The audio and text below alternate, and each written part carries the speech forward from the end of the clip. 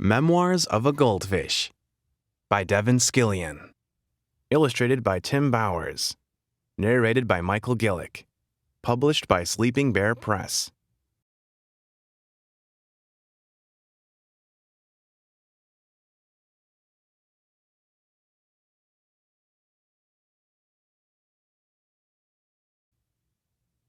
Day 1. I swam around my bowl.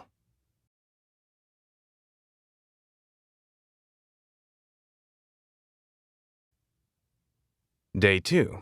I swam around my bowl twice.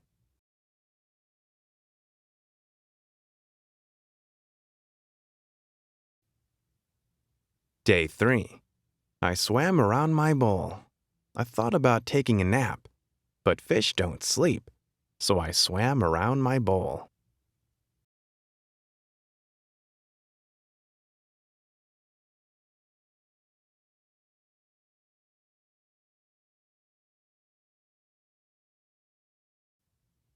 Day 4. I got some company today. I don't like the looks of him one bit. He doesn't say anything. He just bubbles.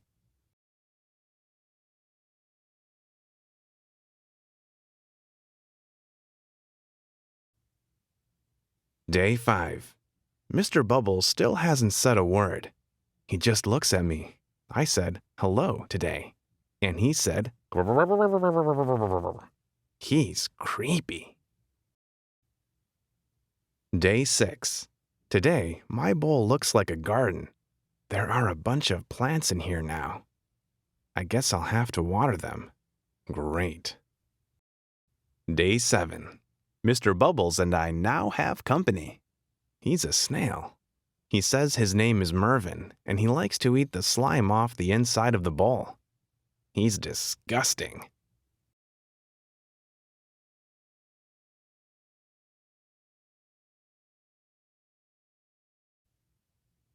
Day 8. Things are getting very crowded. While watering the plants, I met a crab named Fred. I offered him my fin, and he nearly cut it off. Even Mr. Bubbles is afraid of him. Fred says I should stay on my side of the bowl. Look, I said, the whole bowl is my side of the bowl. He snapped his claw, and Mervin fainted. I gotta get out of here. Day 9. That does it.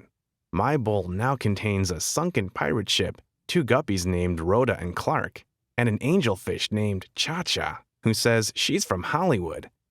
I can't turn around without bumping into something. At least Mervin is happy. There's more gunk on the side of the bowl every day.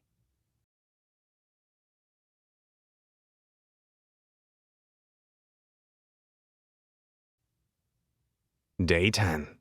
This is ridiculous. I was trying to find room for a swim today when Rhoda and Clark told me they're going to have babies soon. Like there's room for that. Fred knocked Mr. Bubbles over, and he became tangled in the plants. Cha-Cha said she couldn't help with Mr. Bubbles but needed me to apply her sunscreen. The sides of the bowl are covered in slime, and Mervin says he's too full to eat any more.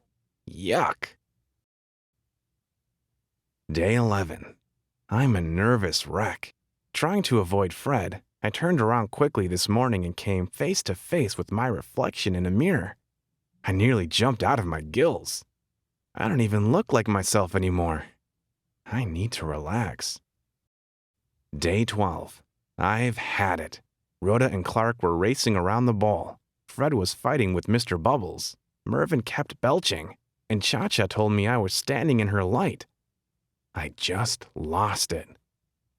This is my bowl! I screamed. I want my bowl back! Day 13. Today I got my wish. Sort of. With a whoosh, and a splash, and a clank, and a plunge, I was suddenly in a very tiny bowl of clear, pure water. Ah! It was small, but it was all mine. It was heavenly. I swam around my new bowl. Twice. But I started to wonder what had happened to everyone. When I last saw Mr. Bubbles, he was tangled in green. Who would help him? Poor Mervin was probably sick as a dogfish. He needs me. Cha-Cha will get a sunburn without me around. What about Rhoda and Clark? Did Rhoda have her baby guppies? There are probably 1,000 of them. They need me to make guppy bottles and change guppy diapers. Even Fred needs me. I'm the only one who can really talk to the crabby guy. Have they even noticed I'm gone? Does anyone miss me? I started to cry, and that's not easy for a fish to do.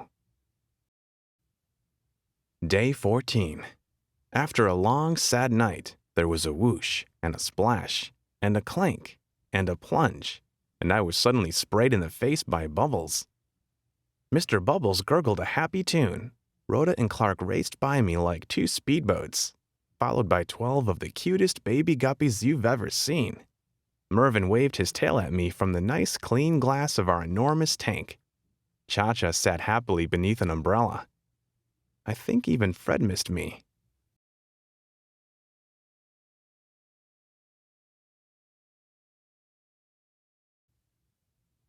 We were all back together, and I looked around and realized I was part of a big family. I guess I must have smiled because Clark said, "You look happy." I wanted to see for myself. "Where's the mirror?" I asked. "What mirror?" asked Clark. "We don't have a mirror," said Fred. No mirror. No wonder I didn't look like myself. It wasn't me I was seeing.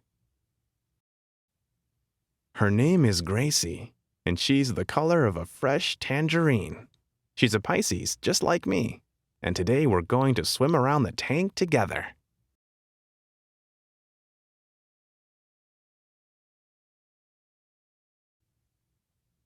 Twice.